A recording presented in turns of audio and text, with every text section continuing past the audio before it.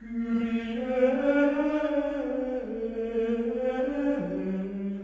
Benedictine Abbey.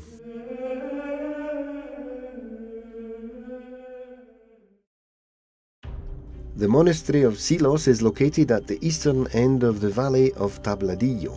It is recorded that the original abbatial building dedicated to San Sebastian was built in the times of Fernán González. This is confirmed in the Carta de Fueros y Franquicias, or Charter of Law Codes and Exemptions, that was granted by the Buen Conde Fernán González in the year 954. The vigorous monastic activity was cut short with the dreadful raids carried out by Almanzor, who plunged the community of Silos into a period of profound material and spiritual decline. After the years of the caliphal leader, and with the subsequent advance of the Counts of Castile on the line of the Duero, peace was gradually restored. It was in these circumstances that Domingo Manso, after performing the role of prior at the monastery of San Millán de la Cogolla, and as a consequence of constant confrontations with the King of Navarra, Don Garcia, arrived in Silos in 1041, harboured by the Castilian monarch Fernando I, who entrusted the Riojan monk with the task of repairing the battered, devastated monastery of San Sebastian. With resolute determination, Domingo re-established monastic observance and programmed a new monasterial structure from which came offices such as the scriptorium, the place where the famous glossas silensis or silos explanatory notes would be provided. These are linguistic annotations made in the margin or between the lines to clarify the most unintelligible terms of a Latin penitential for the parishioners. This was one of the first testimonies written in Castilian. The wonders and marvellous deeds attributed to Saint Domingo were so great and numerous that the tomb of the miracle worker, located in his famous Romanesque cloister, would soon become one of the most eminent pilgrimage centres in Castile. After a period of progressive decline during the Low Middle Ages, the monastery of Silos joined the Benedictine congregation of San Benito of Valladolid in 1512. From then onwards, there were successive modifications to the monasterial buildings. Part of the appearance of the monastery as we see it today is due to the work undertaken in the 18th century by Father Baltasar Diaz.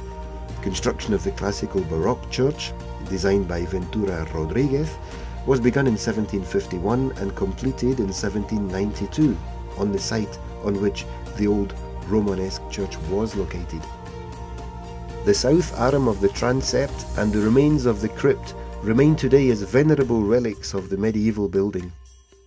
The chapel shrine of the Holy Body can be attributed to the same father.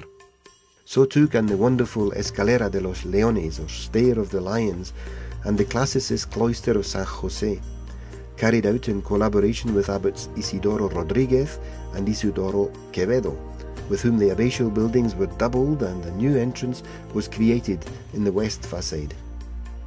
Monastic life in Silos was interrupted with the expulsion of the monks in 1835. The vast museum and bibliographical heritage was substantially depleted.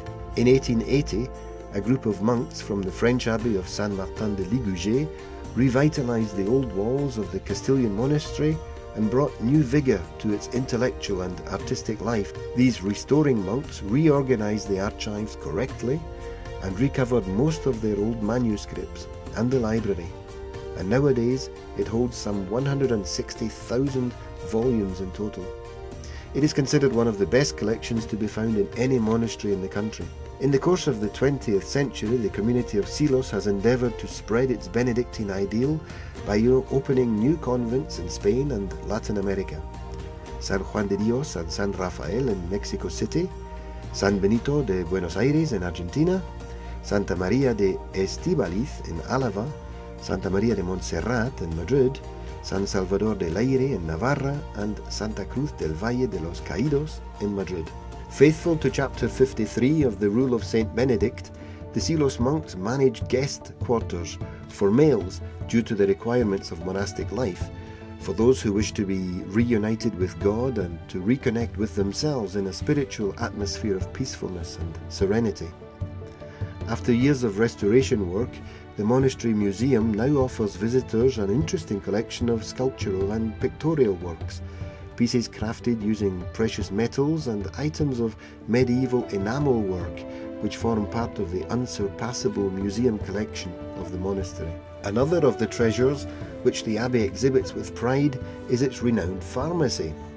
It is dated 1705, and the visitor will be charmed by its fascinating biochemical instruments comprising retorts, flasks, utensils for making pills, and tools for the boiling and distillation of substances, and around 400 earthenware pots from the prestigious Talavera potteries.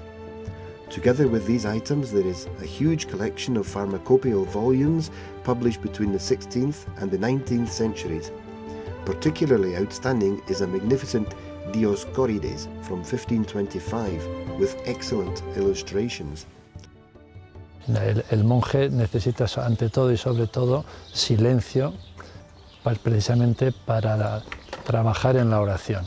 Entonces, sin silencio la oración se difumina porque tiene distracciones, etc. Y entonces este era un lugar ideal en ese sentido.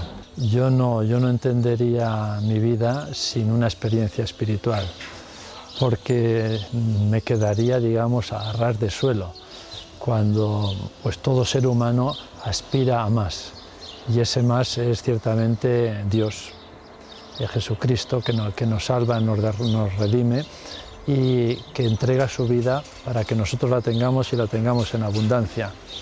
Y a partir de ahí, pues digamos que el lugar concretamente es ideal.